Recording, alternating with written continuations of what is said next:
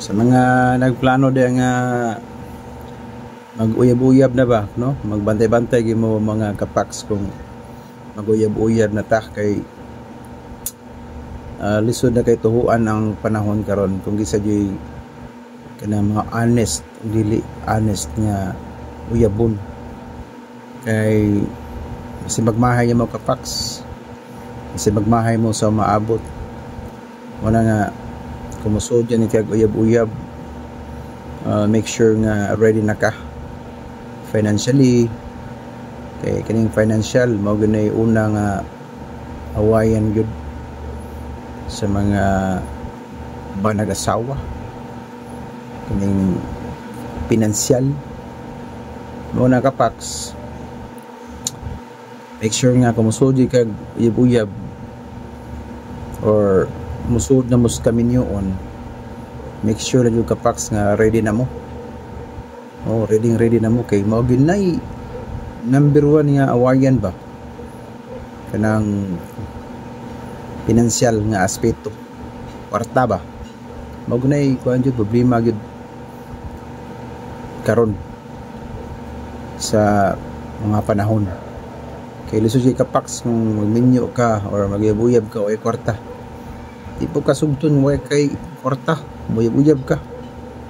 So kailangan pa manay mo na ikastuhan mo date, mag-date mo, someday mo date, media pon mo kuan kwarta kapaks. Una nga usod mo mga relasyon ginangan nga bugdo gi magbitaka kapaks. Ano realidad diha. Kay usay na sa hinungdan jud sa mga kapaks nya gamay ni karon kapaks ang kanang bitang muunong nimo bitaw. Bisag wa kay kwarta, unungan kaniya hangtod sa hangtod.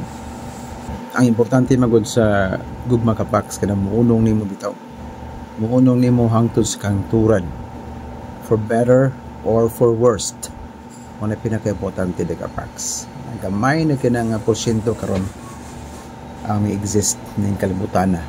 Kay halos tanan puro sa man kuan na gyud, sapi-sapi na gyud ang issue when it comes to mga relationship. Daghang relationships nga nabungkag kapaks because of kwarta ang hinungdan mo nabungkag. So kung gugma pa hinungdan, bisag pila pa na kay years, lahi ra gyud kung tinuray nga gugma kapaks. Kaya tinuray nga gugma bisag wala kay kwarta, mo uyon gyud nimo ug mo unong sad nimo. Muna nga sa mga nagplano diha nga musud sa usa ka relasyon o kaminyoon, make sure lang gyud nga ready na mo financially. Kay mo na hinungdan nga magkabungkag o magkabuwag ang usa ka pamilya o relasyon. Buwag.